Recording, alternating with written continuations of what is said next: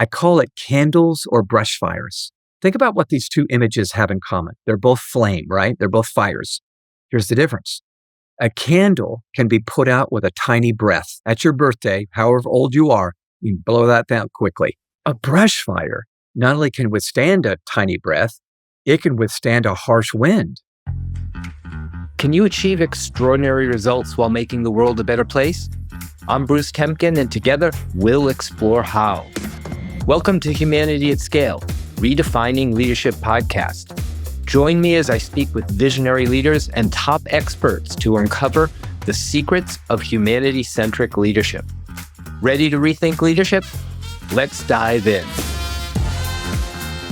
Hello, and welcome back to Humanity at Scale. Across so many organizations, you can feel growing tension. Different generations trying to work together while the ground keeps shifting beneath them. Expectations, communication, comfort with uncertainty. Everything seems to be changing at once. And it leads to a critical question.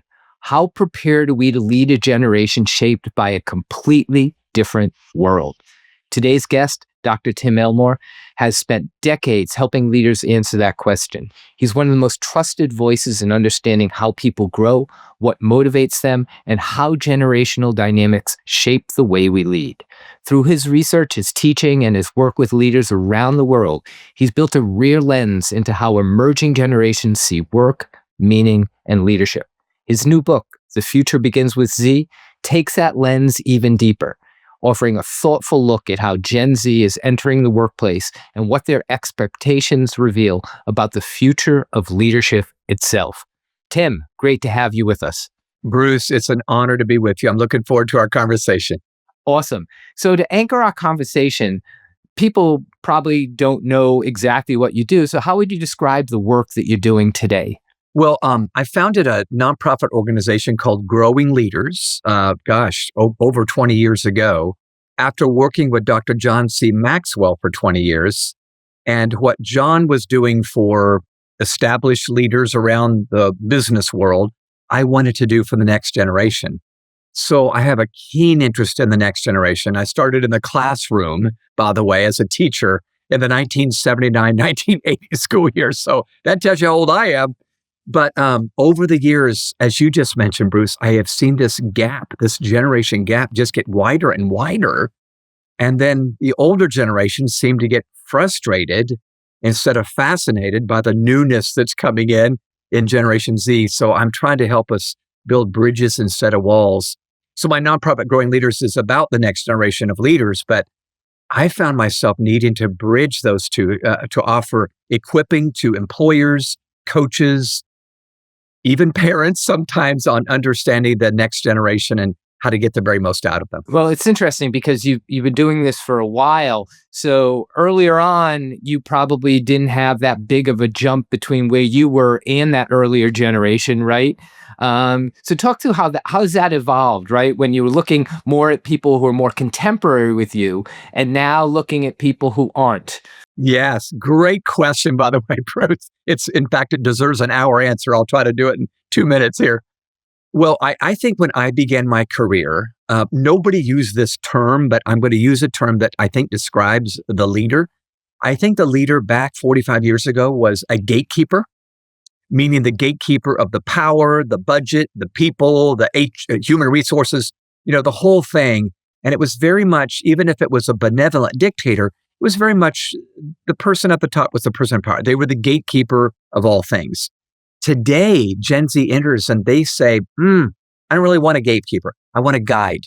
In other words, I think my generation was more apt to say your position gives you the right to influence. Gen Z would say your connection gives you the right to influence. And you and I both believe that, but it's hard to allow a somewhat self-assured, even cocky sometimes generation of Gen Zers come in and kind of disrupt the workplace. But I feel like that's what's happening. Adam Grant calls it the democratization of the workplace. More and more employees have power, and it's not wrong, but we're going to have to lead differently, I think, if we're going to do it well. That's great. Before we move on, just for our listeners, how do you define Gen Z? What are the years of their birth and how old are they today? Yeah. So they're the people that have grown up pretty much in the 21st century. So some social scientists date them starting as early as 1997, some as late as 2003. I think right at the turn of the century, so much pivoted with the dot-com era bubble bursting and 911 happening and so forth. So these would be the youngest employees, 23, 24, 25 years old, who are coming in maybe with no full-time work experience.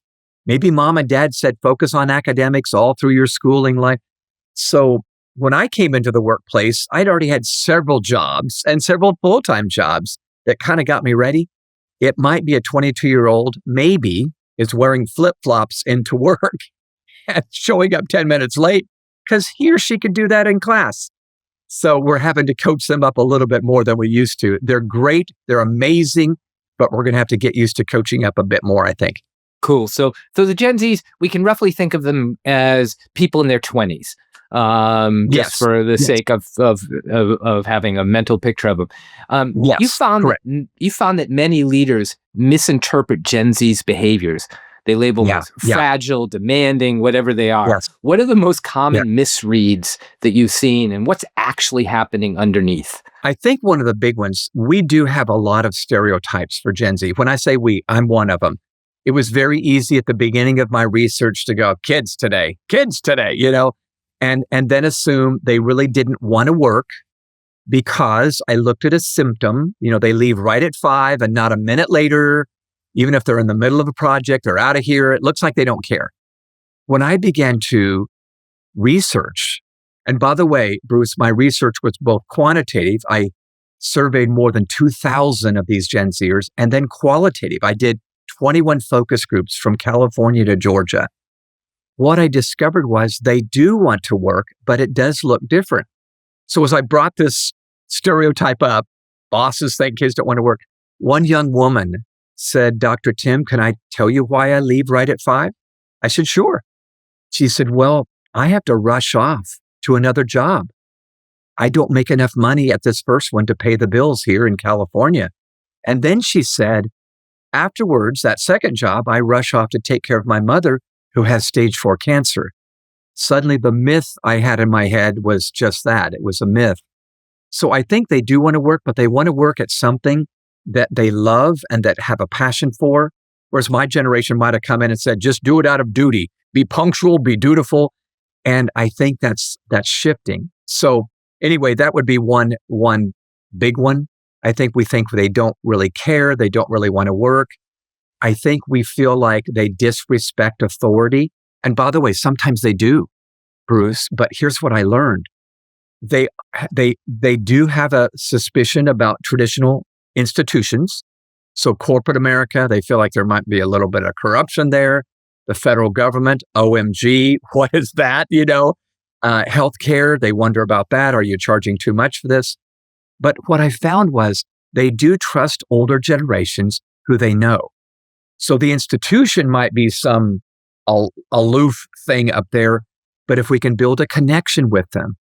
So I always say you got to connect before you correct, and so forth. So here, let me answer your ultimate question. What's the big gap that we feel?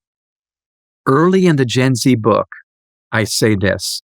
I think we're wrestling with the Peter Pan paradox. The Peter Pan paradox. So we all remember that character, Peter Pan, right? There was a book and then a Disney animated feature. Peter Pan was this amazing character who could fly into London. We don't know how he did that, but he did. And he sprinkled pixie dust everywhere and magical things happened. The other side of the same coin was Peter Pan wanted to live in Neverland, where kids never have to grow up. So I believe as I look at the landscape of the corporate world today, something magic and tragic is happening at the same time.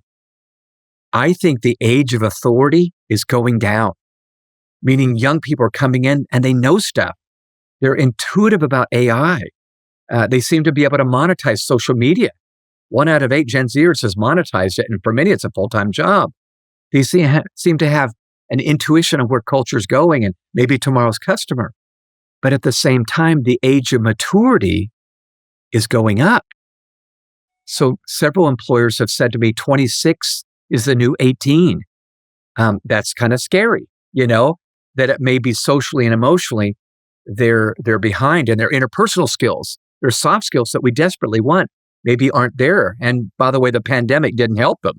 They spent a couple years behind a screen and not building emotional intelligence.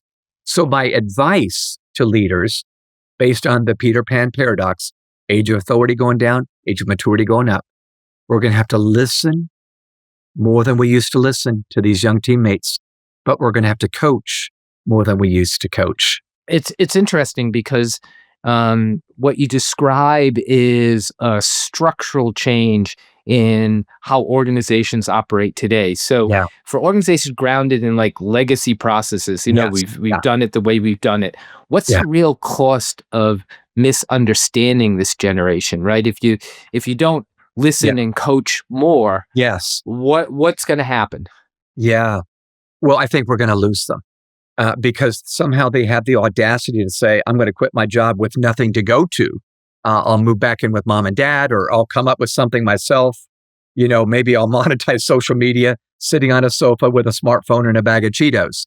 I know I'm sounding goofy here, but that many are doing that. So here's why I would caution leaders to really think through adapting for this new generation.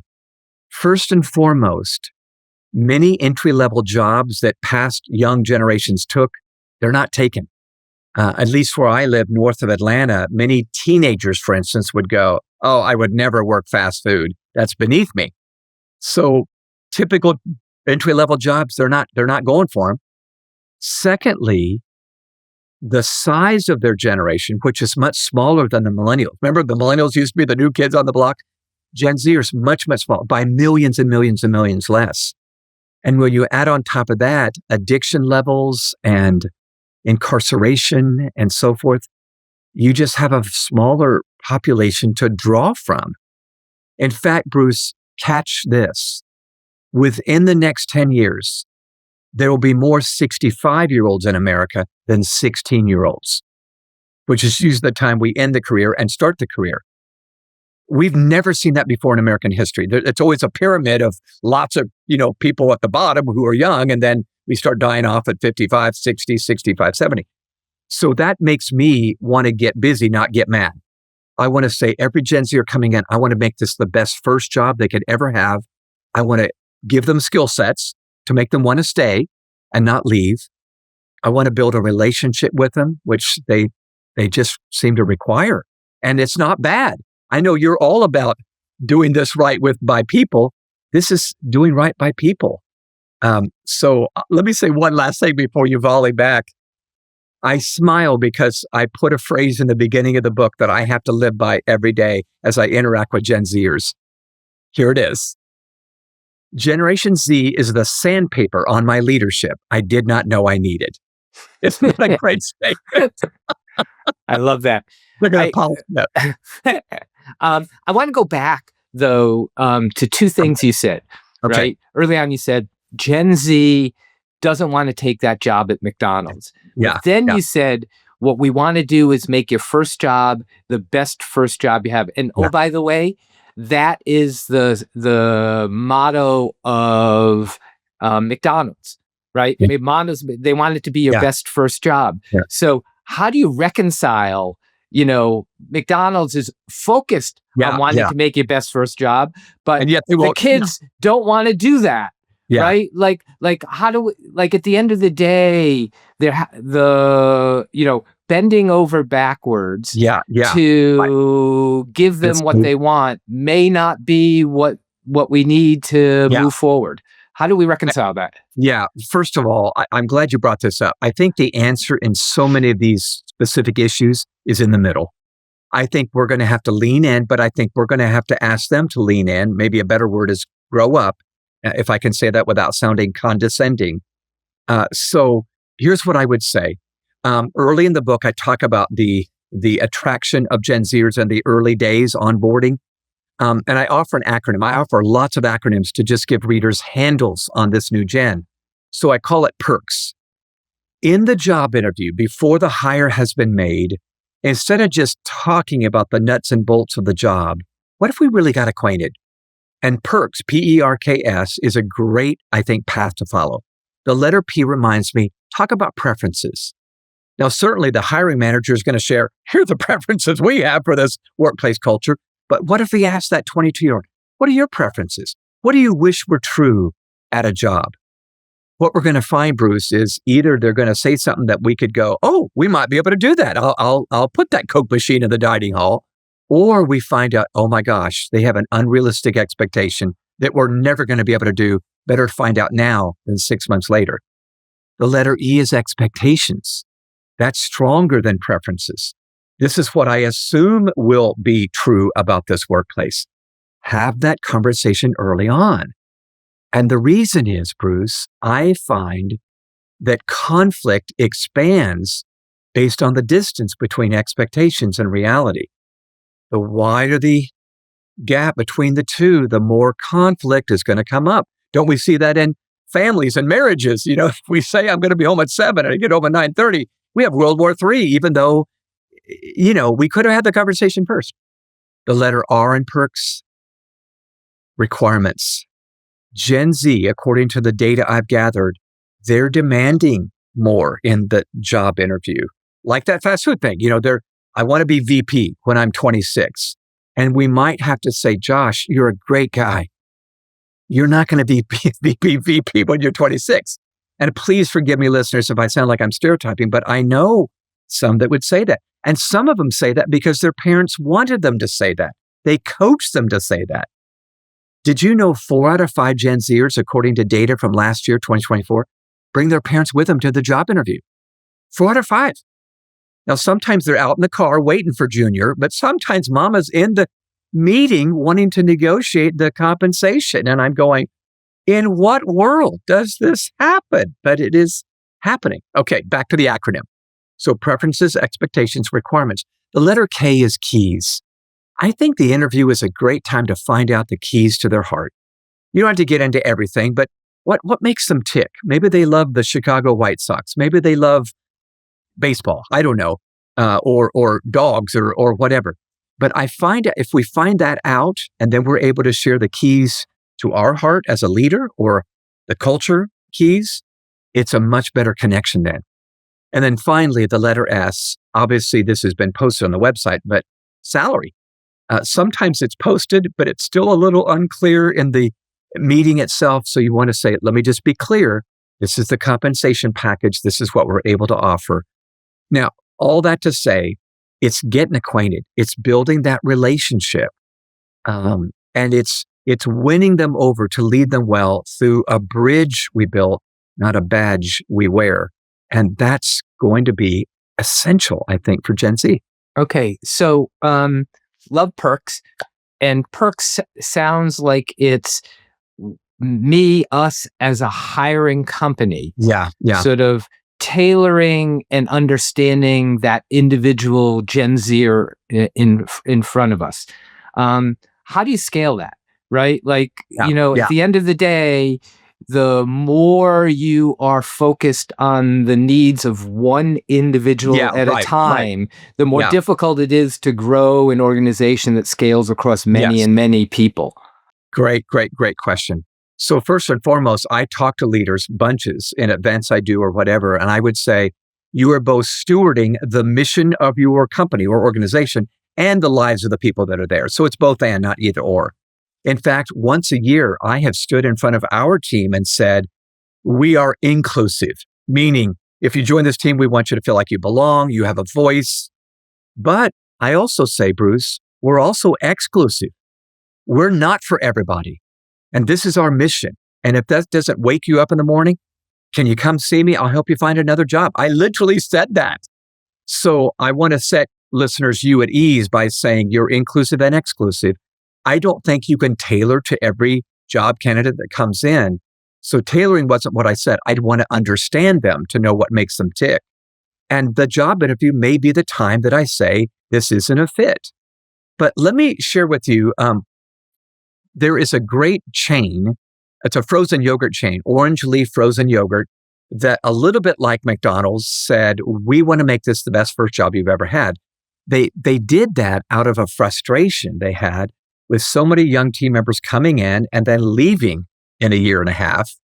So what they said to those young team members immediately was, we want this to be the best first job to launch you into the career you really want. So they would find out, do you want to learn bookkeeping? Oh, go talk to Hal. He's the best. He'll teach you. Or you want to learn marketing? Susan, you got to see Susan. Well, what they discovered, understandably and predictably, was they started pouring into these Gen Zers and they didn't leave. They stayed because there was a connection and a added value there. So maybe this is them making us better leaders. So, but it's stewarding both. It's both the big picture and the little picture both. Cool. Yeah. So, on another sort of direction, we can talk about how technology has rewired how we relate, communicate, even recover. You argue that Gen Z exposes both the promise and the pain of that reality, right? How has growing up digital shaped Gen Z's expectation of the leaders, especially around transparency, responsiveness, and authenticity? It's a huge factor. Gen Z as a population weighs in wanting transparency from their boss, and they want to make sure that you're not that corrupt corporate boss that we read about in the newspaper, or on the digital newspaper anyway, yesterday or the day before. So I think it's very, very important. Here's what Gen Z really values. They value that transparency from leaders. They value an organization that does something for the community besides just generate revenue in the fourth quarter.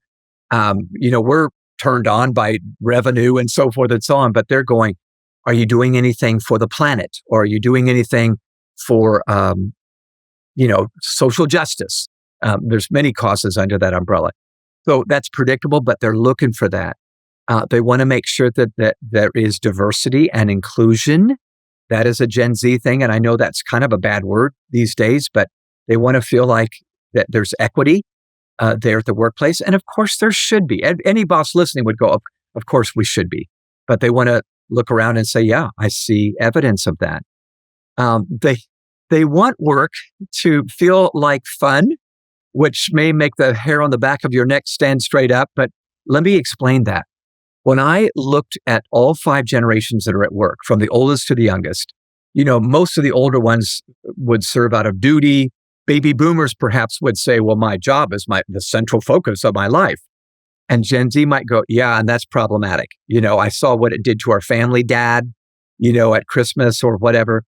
So when I asked Gen Z what they want in a job, they said, I want it to be my hobby. Now, not literally, because again, I went, are you kidding me? But listen to what they meant.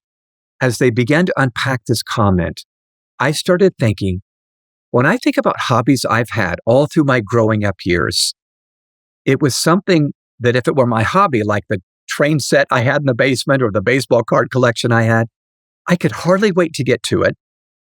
I would work harder at my hobby than I did my classwork. And my best work might be at 10 p.m., not 10 a.m. Leaders, wouldn't you want young employees to have that same sense about working for you? So what if we could profile it? It's not all fun and games, of course, but make it something they want to do, not have to do. Don't talk about duty, talk about devotion to this great organization that's doing good in the community. Those seem like spinster type things, but it makes a world of difference because one of the greatest fears of Gen Z is I'm going to get a job I hate. And then I'm going to have golden handcuffs on where I can't leave because I got rent to pay and clothes to pay, blah, blah, blah. So I really am changing the way I even profile the job itself to a 20-something. So it's interesting because there's two, and I think a lot of the stuff you're discussing are about competing and conflicting situations you have to find, you have to reconcile. One of which is, you just said, it's sort of describe, I love the way you say, make work feel like a hobby, right? That talks about getting into flow, right? Flow is an important thing for getting productive.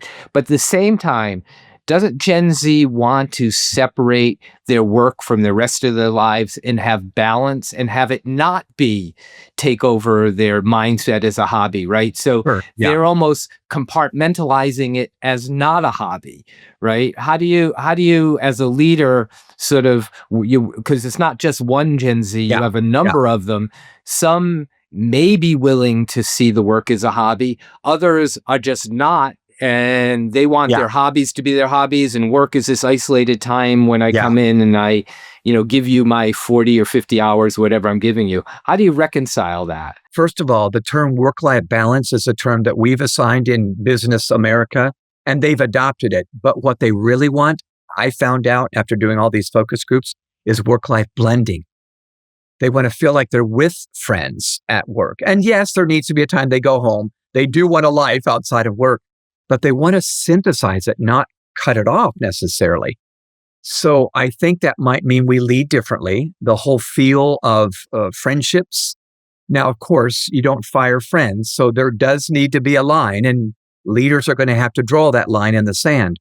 But work-life blending was the term I kept hearing, that I thought, oh, that's a different take on this.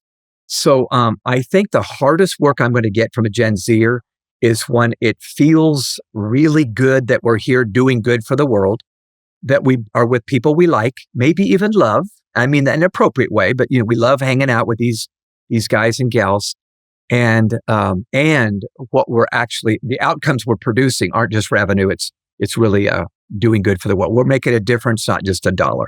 If you're enjoying this episode, make sure to follow or subscribe so you never miss a conversation. We've got plenty more great stories coming your way. Cool. Yeah. And I think that blends into I think you talk about coach over command, which you talked about a little bit, style of leadership. So what does that look like, and what other differences does a leader today have to take on to be an effective leader of Gen Z going forward? Well, I offer a couple of columns in one of the chapters of the book where I talk about, traditional views of authority, which would be more me, I'll just speak for me, and then kind of Gen Z's view. So traditional view of authority, even though we'll never say it out loud, but we believe my position gives me the right to influence you. I'm the president, I'm the CEO, I'm the executive VP. They would say your connection gives you the right to influence. Ooh, that's different. Now, are both true? Of course they are.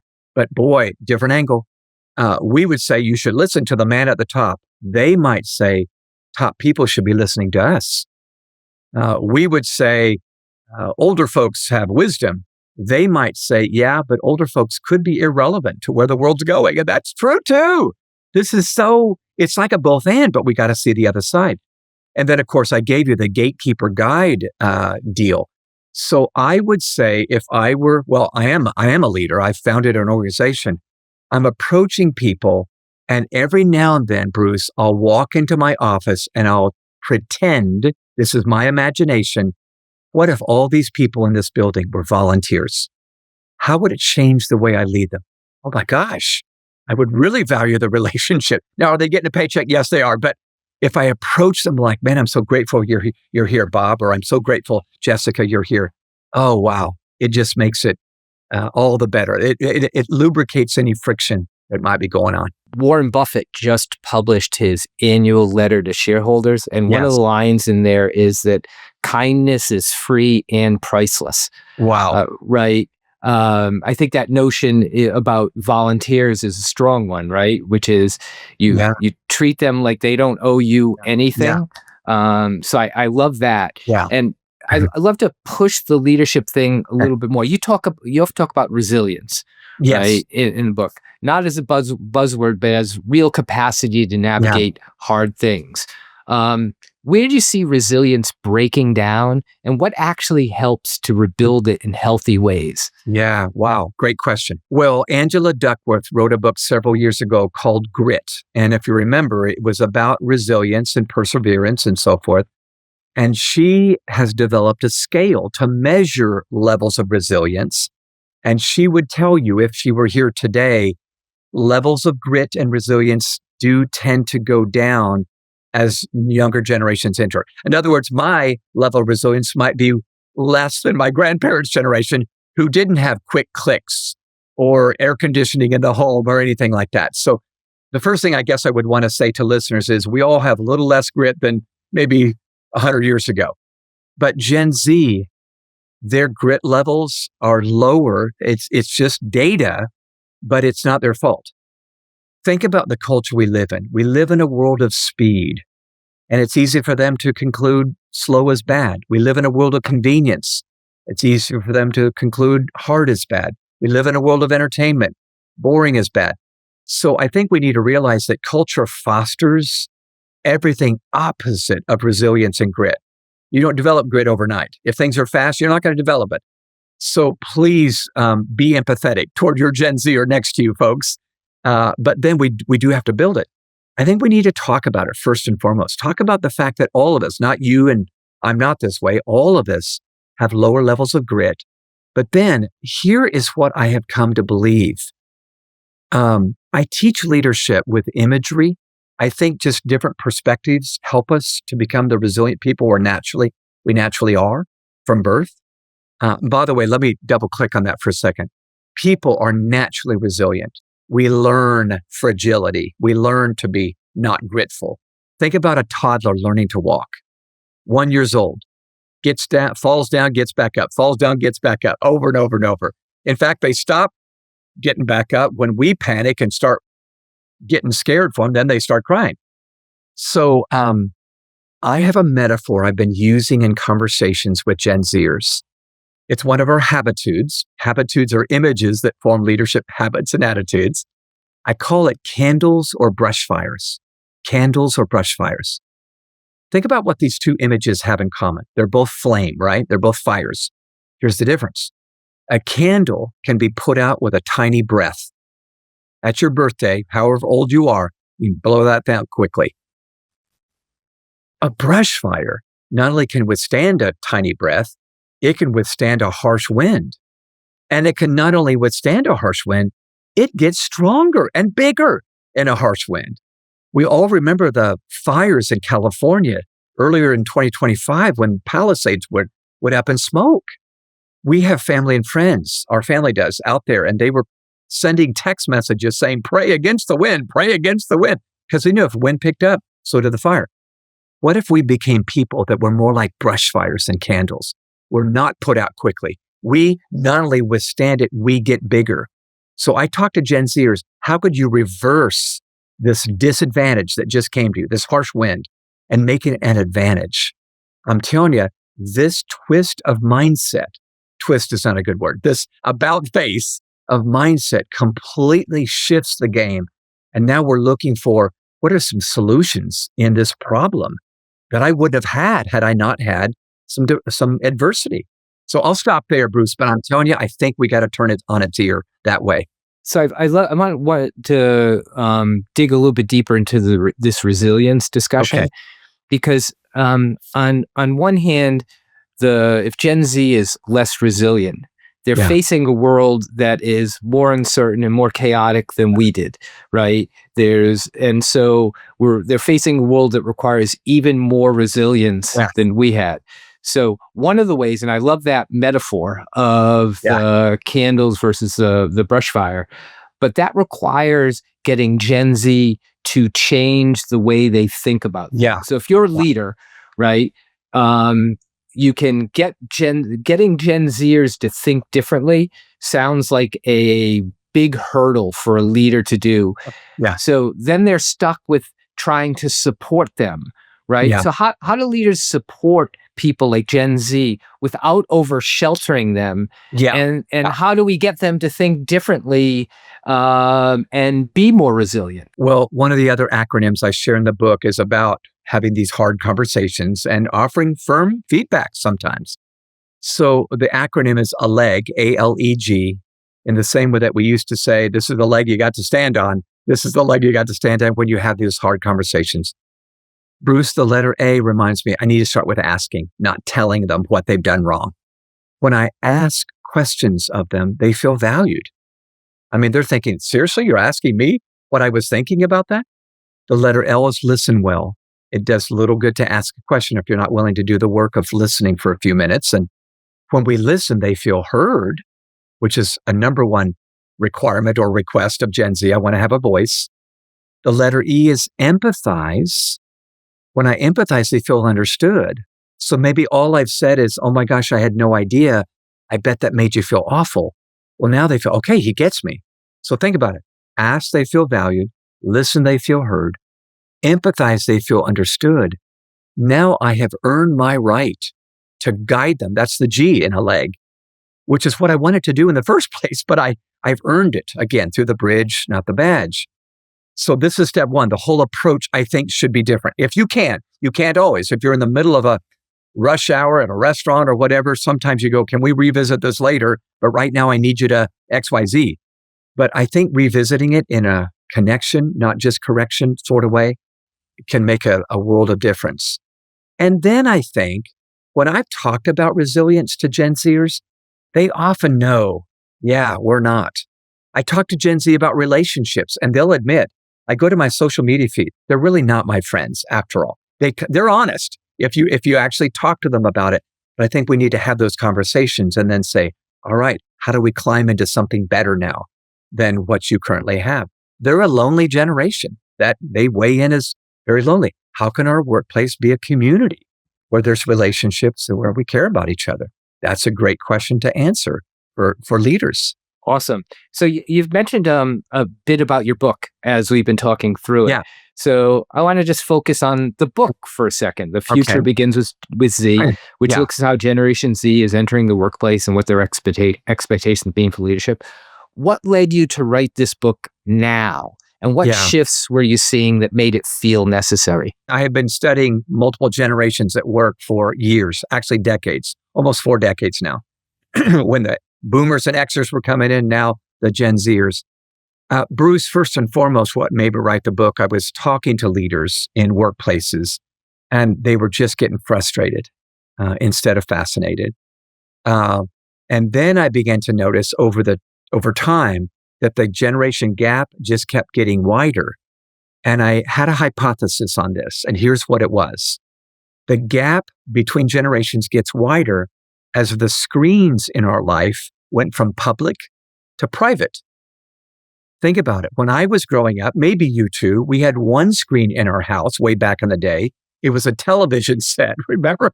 And we all gathered to watch broadcast. Yeah. Yeah, that's right. Exactly. That's right. So we watched together, laughed together, talked together. We were together. Today, we've all got our own screen, and it's a private screen. So the teenager is on a fundamentally different set of platforms than mom and dad. You know the story. So we can be in echo chambers, which further causes this gap between a Gen Zer and an Xer or a millennial or a boomer. And I just feel like we're going to have to go after this bridging the gap. 64% of all professionals at work today say they're looking for their organization to do something about bridging this generation gap. And I'm on a warpath to make sure we do it well. So that's what the Future Begins with Z is all about, is how do we bridge young and old together? Who do you hope reads the book, and what do you hope they do after they've read it? Well, probably the book is best tailored for someone 40 and older who's been at the job for a while, and they're now maybe in management or leadership going, kids today, you know, and they're forgetting not that long ago, we were those kids today, and they said that about us. So I write it for anybody that's in any kind of responsible management or leadership position. And what I hope they get out of it is they become convinced that Gen Z is going to make us better leaders because they're not putting up with the BS that older generations just said, well, that's just my boss. That's how he is. They're not going to put up with it. So, and by the way, maybe they should, but they don't. So let's help them make us better leaders. Let's also hope that Gen Z gives a preview of tomorrow's consumer, tomorrow's customer, the clientele that's coming, because they're an early look. I think they're going to give us a preview of the future of work. One of the questions, Bruce, I asked Gen Z, and I have a whole chapter on this, what Gen Z sees in the future of work. Number one, they see shortcuts as the new work ethic. That is so anti what I was taught. But when they say that, that doesn't mean they're lazy. That means, hey, if I understand AI better than you do, Mr. Boss, and I can get the job done in an hour and a half, not 4 hours, isn't that a good thing?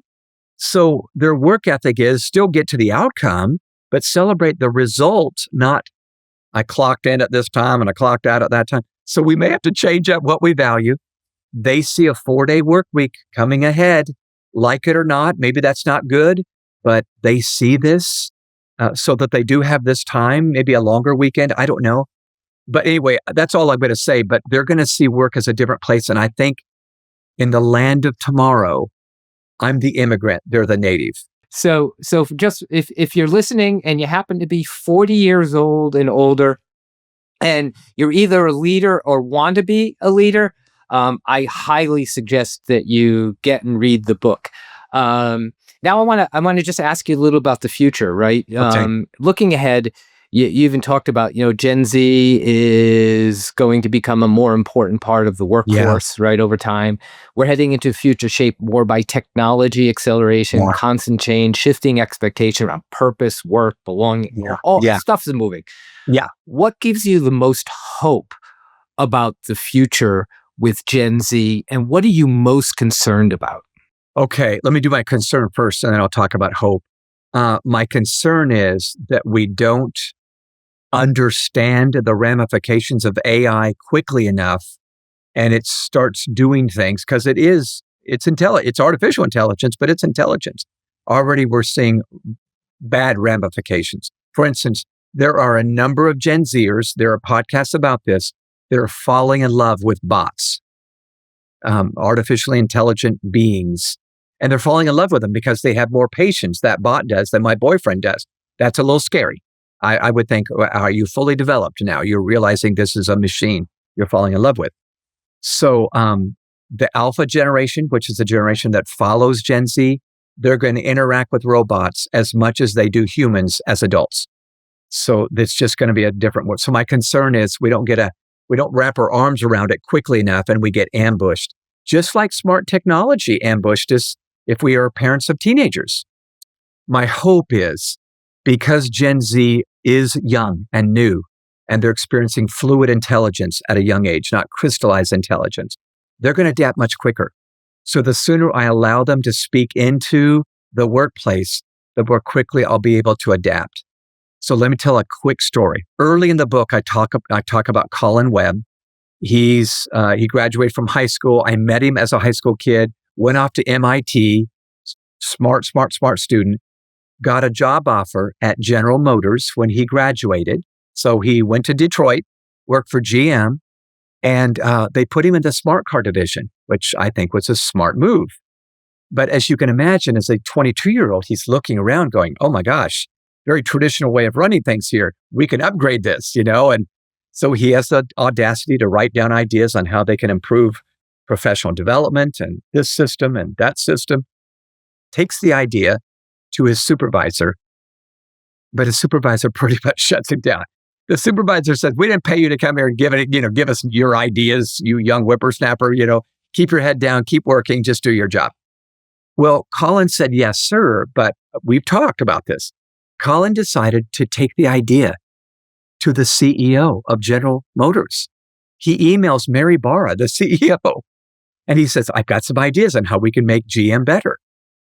Mary replies to him via email and says, Colin, these are really good ideas. Let me take this to my executive team. She takes them to her team. They all agree these are really good ideas. We should implement some of them. But Bruce, as those ideas make their way down the organizational flowchart, they die on the vine. And when those middle managers get it, hence Colin's supervisor, he says, in fact, his supervisor said, you need to be around here 8 years before you get to lead anything. Well, you might as well have told Colin to leave. And he quit within a year. He didn't have to quit. He's not a quitter. He is not a quitter. In fact, he's quite resilient. But he has since started 3 companies.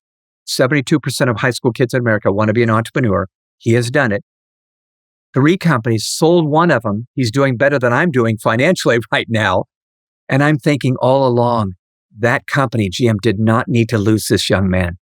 But they just wouldn't shift and wouldn't adapt. So I love what you've been bringing up. We're not caving, we're adapting, we're meeting in the middle. but we need to be listening because I think they have visibility on the future. So I think we'll leave the Gen Z discussion there with the Colin story. Great way to end it. And end with the questions I ask all of my guests. Okay. First one is, what's one leadership skill that you think will become even more important in the future? Emotional intelligence, without a shadow of a doubt, because artificial intelligence is playing a larger role. The differentiator for human beings will be our EQ, more than our IQ. In fact, we won't need IQ as much because ChatGPT and other sources are going to be that. So think about emotional intelligence. It's your self-awareness. You're aware of how you come across to others. Your self-management. You can manage yourselves to do what must be done even when we don't feel like it. Our social awareness. I'm aware of how the relationships around me are connected or maybe disconnected. And then relationship management. I can manage the primary relationships in my life. That will be absolutely golden going forward. I don't care what industry you go into, building your emotional intelligence, your social skills, if you will, are going to be paramount. Now, if you could wave a magic wand and immediately make organizations more humanity-centric, what would you change? I think it might be going back to what Warren Buffett said, kindness. I know that sounds so cheesy to some listeners right now. Kindness, are you kidding me? That was a kindergarten lesson. Yeah, and we haven't learned it yet. So I would say really it's making relationships first. I do quite a bit of work with Chick-fil-A, and they go, leadership is about relationships and results, but we do relationships best first, which gets us to the result, not the other way around. So I would encourage, think about it at least, listeners, relationships and results both have to be good, but if we do relationships first, it's a great pathway to get to the production we need. Great. What's one final piece of advice you'd like to leave with our listeners? I would say, in light of this conversation we've had on The Future Begins with Z here, start practicing reverse mentoring. And reverse mentoring is a game-changing act for me. I've done it for years now. It's where an older and a younger team member get together. Step one, you swap stories because you always find something in common if you swap stories. But then both parties are going to mentor the other, just in different subjects. So the older imparts to the younger. They need mentors, and we need to show them how to succeed at this company. But then you trade hats. And the older says to the younger, mentor me in what you know. You know stuff. You know about AI and smart technology.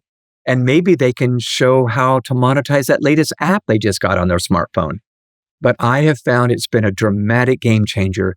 So find somebody of a different age and do reverse mentoring. You might be amazed at the magical stuff that happens at your workplace if you do. And finally, where can our listeners follow your work and go deeper into the ideas you champion? I'll throw it out there. Start with the book. But where else can they go to learn more about you?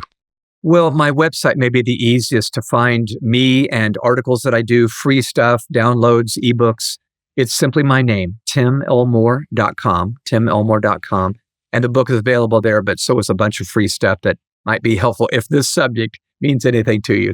And it probably needs to mean something to just about all of our listeners. So awesome. Tim, that was excellent. Thanks for joining me on the show.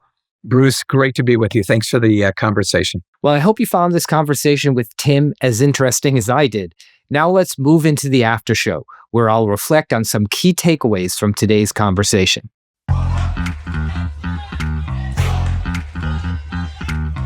Welcome to the after show. One of the reasons this conversation matters so much is that Gen Z isn't just the newest group entering the workforce. They're entering at a moment when the rules, expectations, and assumptions of work are all shifting. And what Tim laid out today wasn't abstract theory. It was a roadmap for understanding a generation that is going to shape the future of leadership in very real, very human ways. Here are 5 takeaways that stood out to me, each tied to something Tim said. The first is that Gen Z wants guides, not gatekeepers. Tim talked about how earlier generations accepted the idea that a leader's position gave them influence. Gen Z doesn't buy that. They respond to influence through connection.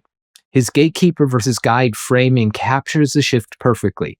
If we're still leading from hierarchy instead of relationship, we're gonna get stuck. The second is the Peter Pan paradox that explains so much of the tension. This was one of Tim's most insightful ideas.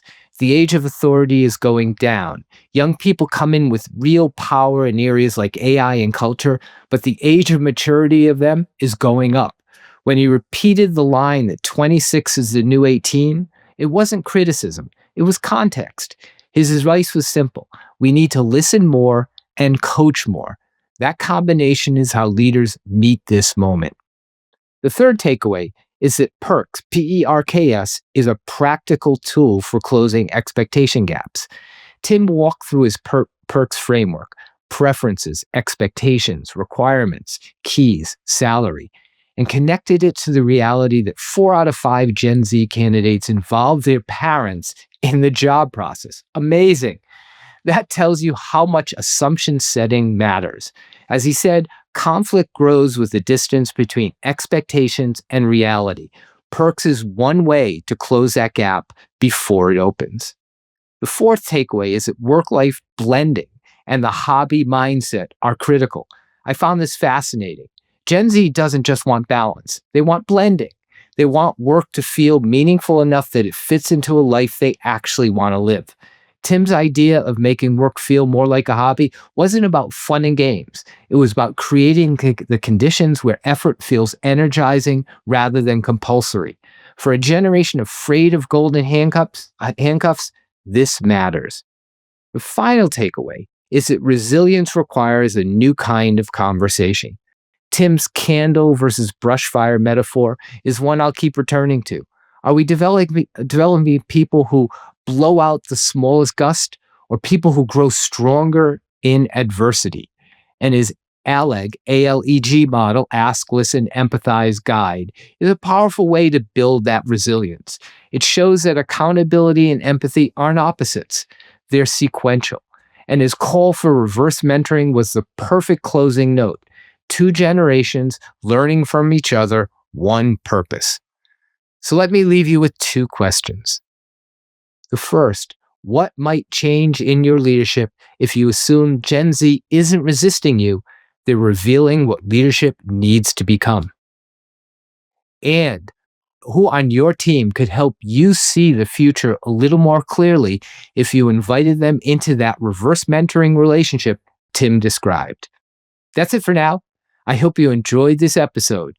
And remember, you are the flame that can spark humanity at scale. One decision, one conversation, one moment at a time. Thanks for tuning in to Humanity at Scale, Redefining Leadership podcast. Remember, true leadership isn't only about achieving short-term results. It's about creating a lasting, positive impact on all of the people you touch. Join me next time as we uncover more insights and strategies for humanity-centric leadership.